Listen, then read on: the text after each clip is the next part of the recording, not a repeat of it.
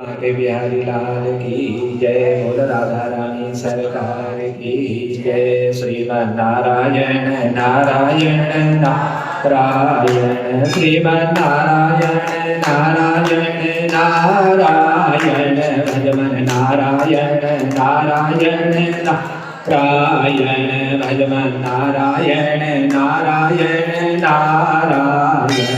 बोले नारायण भगवान की जय।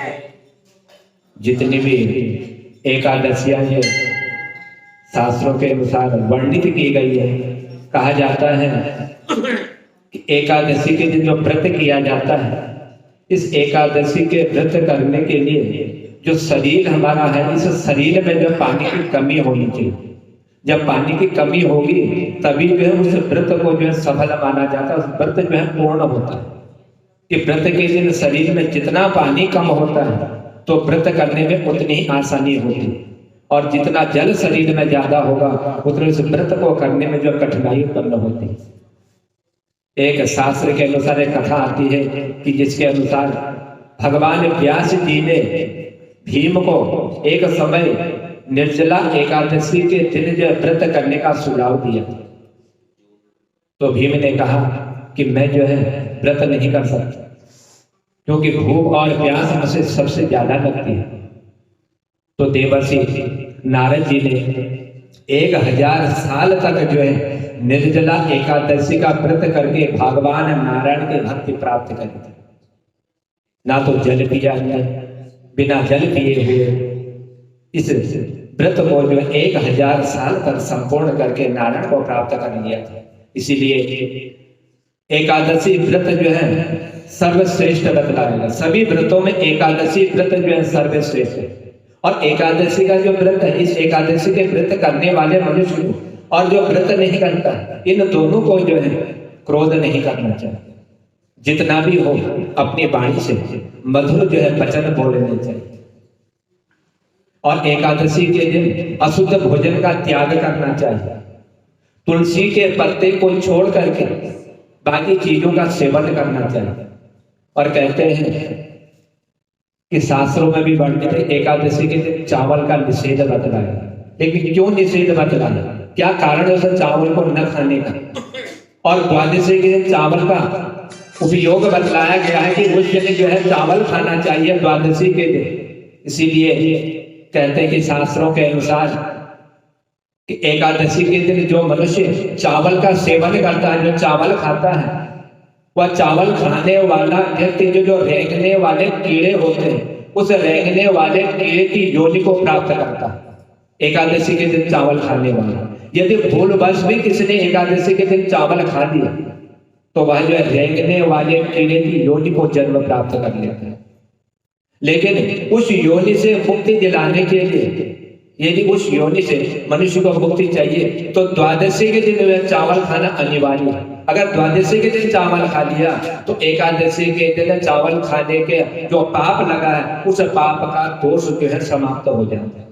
इसलिए द्वादशी के दिन जो है चावल का निषेध नहीं बतलाया हुआ है। उस योनि से मुक्ति प्रदान करने के लिए द्वादशी के दिन चावल खाना चाहिए।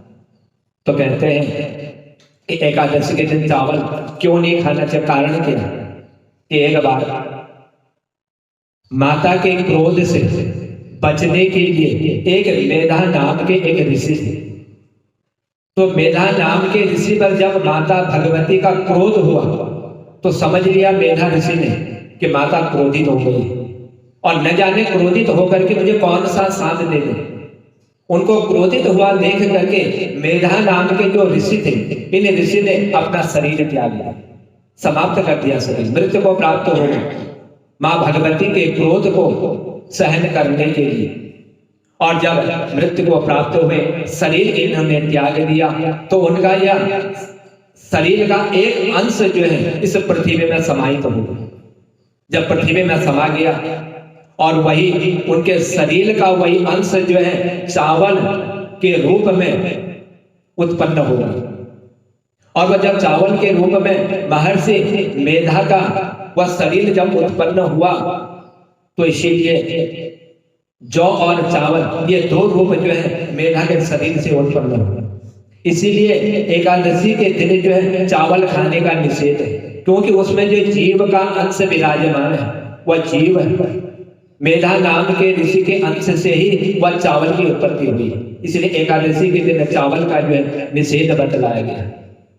जिस दिन महर्षि मेधा ने मां भगवती के क्रोध के कारण शरीर का त्याग किया था, उस दिन एकादशी थी, और एकादशी के ही दिन इन्होंने अपने शरीर का त्याग किया, और वही अंश एकादशी के दिन ही भूमि पर गए विराजमान हुए, जो चावल के रूप में उत्पन्न हुआ। इसलिए एकादशी के दिन चावल का जो विशेष कर निषेध बतलाया गया, और इसको जीव रूप मानते हुए एकादशी को भोजन के रूप में चावल ग्रहण नहीं करना चाहिए। और यदि इस योनि से मुक्ति प्राप्त करनी हो तो द्वादशी के दिन चावल का उपयोग करना चाहिए, तो वह जो है उस रेंगने वाले कीड़े की योनि से जो है मुक्ति को प्राप्त कर लेता है। यह जो है मेधा के शरीर से उत्पन्न हुआ है, इसलिए एकादशी के दिन चावल का निषेध बतलाया गया। तब भगवान ने कहा कि हे राजन, यह जो एकादशियां है, इन एकादशियों से बढ़ करके कोई तिथि नहीं, कोई व्रत नहीं है, कोई उपवास नहीं है, क्योंकि चावल यदि मनुष्य खाता है तो शरीर में पानी की क्षमता ज्यादा हो जाती है, इसलिए चावल का निषेध बतलाया हुआ। इसलिए हे राजा, अब आप एकाग्रचित्त होकर के श्रवण कीजिए कि संसार के हित की इच्छा से मैं आपको जो है ये पौष मास के शुक्ल पक्ष की एकादशी का वर्णन मैं आपको बतलाता हूं। आप इस एकादशी का कथा का आप श्रवण कीजिए, क्योंकि जितने भी एकादशी होती है इनका नियम जो है सब एकादशियों के समान ही, इनमें किसी प्रकार का कोई भेद नहीं है, इसीलिए सब व्रत जो है उसी तरीके के विधि विधान से करना चाहिए। सो हे राजन, यह जो एकादशी आती है पौष मास के शुक्ल पक्ष में, इस एकादशी को पुत्रदा नाम के एकादशी से इसको जाना जाता है, पाप हरने वाली है, उत्तम तिथि इसको बतलाया हुआ है। यह समस्त कामनाओं को और समस्त सिद्धियों को देने वाले भगवान नारायण जो है इस तिथि के अधिदेवता है। यह जो पुत्रदा नाम की एकादशी है, इसके अधिदेवता जो है वह नारायण भगवान है, जो चराचर प्राणियों सहित समस्त त्रिलोकी से बढ़ करके दूसरे कोई तिथि जो है इनके समान नहीं। जिस तिथि के देवता ही नारायण, जिसके स्वामी स्वयं नारायण है, तो उससे बढ़ करके और तिथि कोई नहीं हो सकती।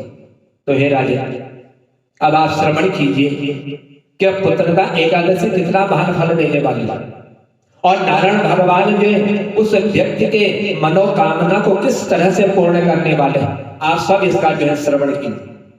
तो राजा, एक प्राचीन समय की बात है, एक भद्रावती नाम की एक नगर था। उस नगर में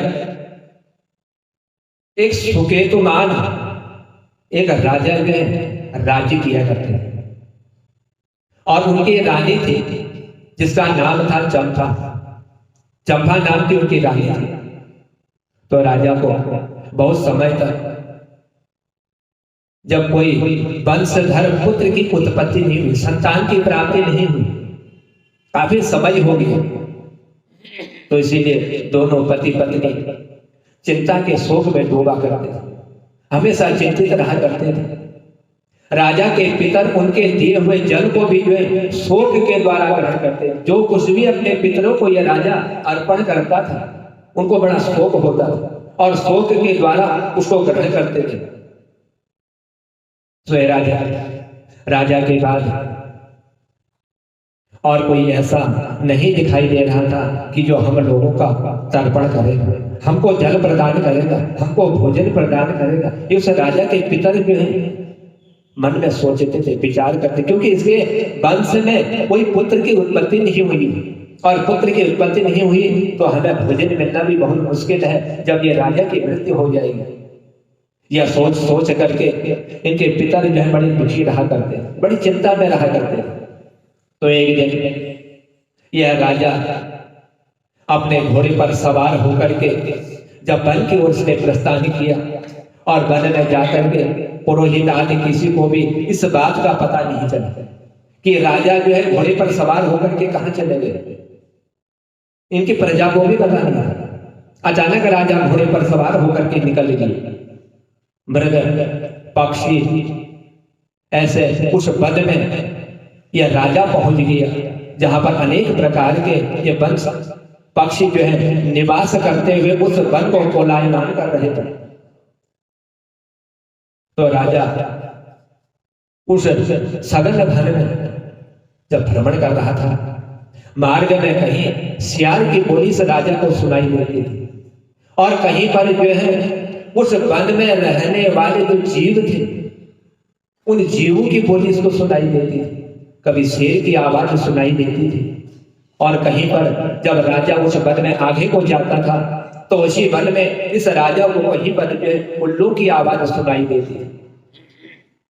जहां भी राजा की दृष्टि जाती, जहां भी राजा देखता था, वहीं पर इस राजा को अनेक प्रकार के जीव जो है दृष्टिगोचर हो गए थे। इस प्रकार घूम करके राजा वन की शोभा को देख रहे थे। राजा को पता नहीं चला कि समय क्या हो गया, और दोपहर का समय हो चुका था। अब दोपहर के समय में जब राजा ने देखा कि इतना समय व्यतीत हो गया मुझे इस वन में भ्रमण करते हुए, अब राजा को भूख लगने लगी, राजा को प्यास लगने लगी। भोजन के लिए और जल के लिए राजा उस वन में चारों ओर दृष्टि डाल रहा था कि कहीं पर उसको जो है जल मिल जाए, अपनी प्यास बुझा ले, कहीं भोजन की प्राप्ति हो जाए। वो जल की खोज में इधर उधर जो है दौड़ने लगी, क्योंकि प्यास ज्यादा लग चुकी थी। सुबह से दोपहर का समय हो चुका था। किसी पुण्य के प्रभाव से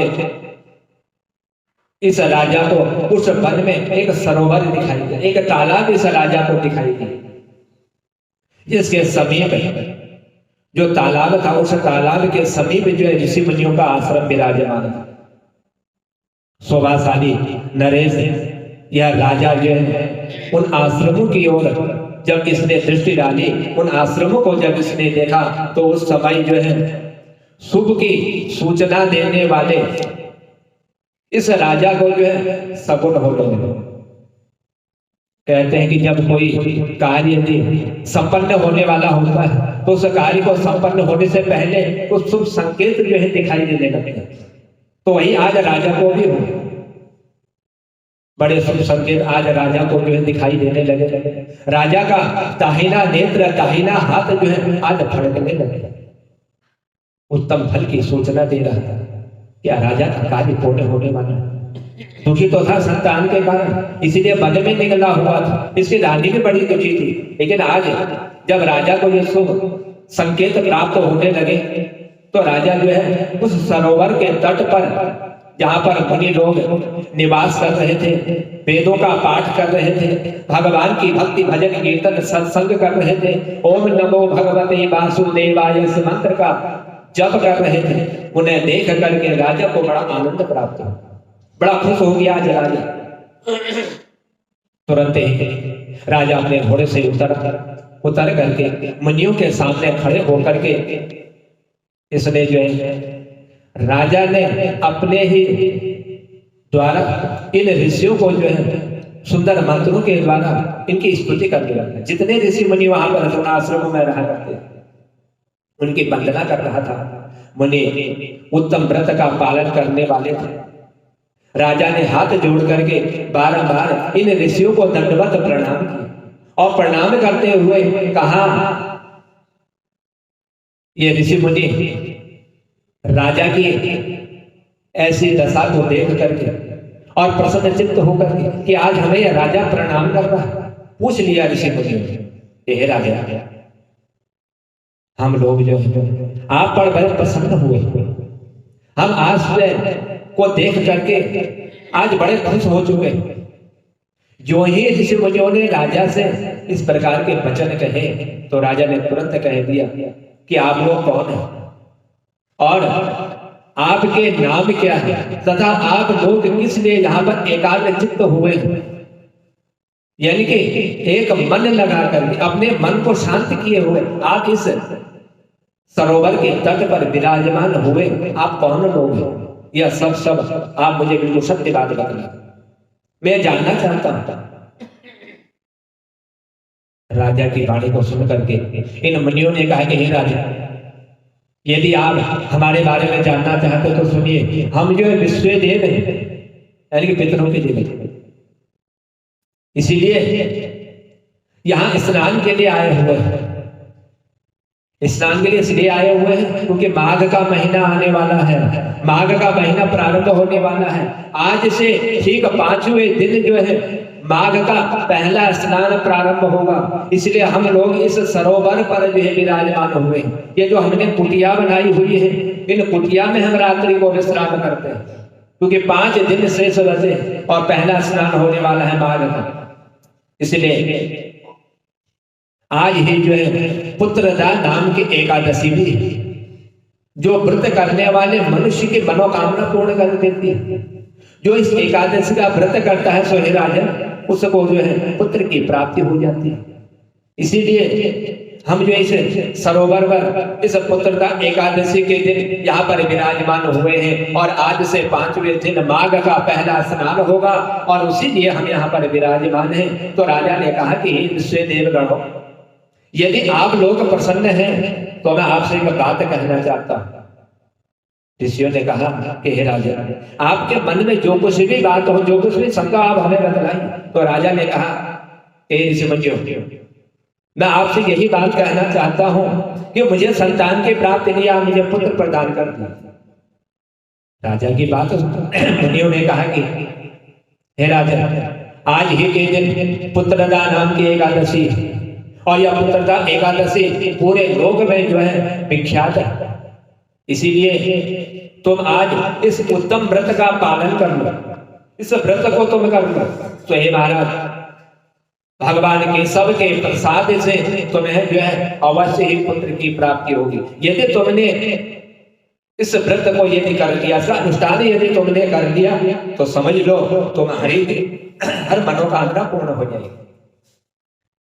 जो तुम्हें संतान की प्राप्ति नहीं है, यह पुत्रदा नाम की जो एकादशी है, यह तुम्हें संतान अवश्य देगी। यदि भगवान की कृपा होगी, तुम्हारे भाग्य में लिखा होगा, तो तुम्हें अवश्य जो है संतान की प्राप्ति होगी। तो हे राजा,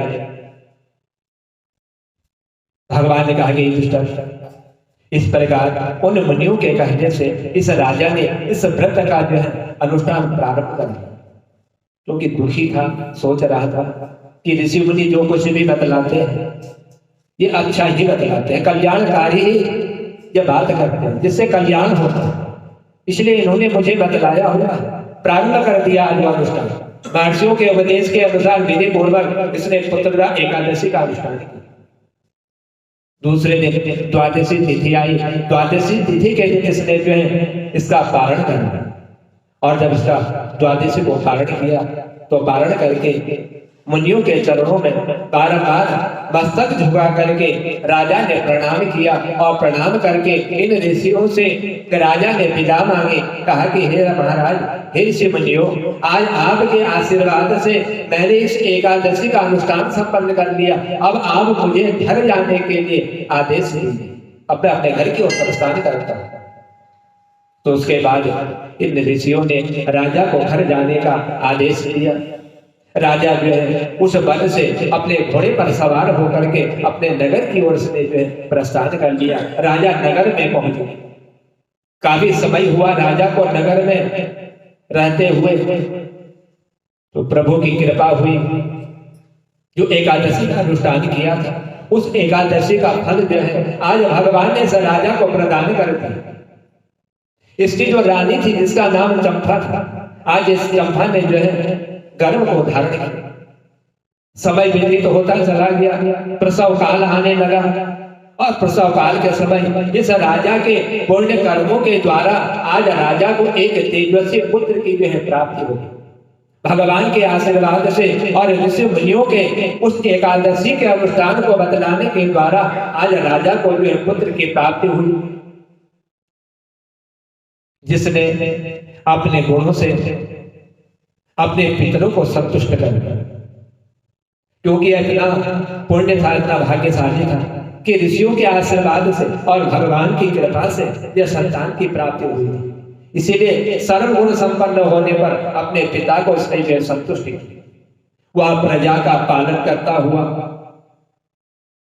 प्रजा को अपने पुत्र के समान मानता था। इसलिए हे राजा, या जो पुत्रदा एकादशी है, इस पुत्रदा एकादशी का उत्तम व्रत जो अवश्य करना चाहिए।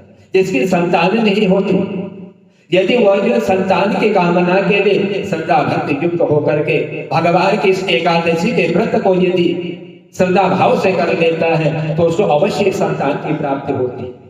इसलिए राजन, आज मैंने आपको हित के लिए तुम्हारे सामने इस पुत्रदा नाम की एकादशी का मैंने आपको जो है यह उत्तम वर्णन मैंने कराया हूँ। ये पुत्रदा एकादशी का जो व्रत होता है, एक पौष मास में, एक श्रावण मास के शुक्ल पक्ष में, ये 2 दिन जो है पुत्रदा नाम की एकादशी का जो व्रत होता है। जिसने इस व्रत को संपन्न कर लिया उसको संतान की अवश्य प्राप्ति होती है। जो मनुष्य एकाग्रचित्त होकर के इस पुत्रदा नाम के एकादशी का व्रत कर लेता है, सो हे महाराज, वह इस लोक में पुत्र को पा करके मृत्यु के पश्चात जो है स्वर्गवासी हो जाता है, स्वर्ग में जाने का अधिकार उसको प्राप्त हो जाता है। इसीलिए इस पुत्रदा नाम की एकादशी का जो महत्व है, जो कथा है, इसको जो श्रवण कर लेता है, जो सुन लेता है, उसको जो है अग्नि में हवन करने का जो फल होता है, वह फल जो है इस एकादशी के श्रवण मात्र से उस मनुष्य को जो है प्राप्त हो जाता है।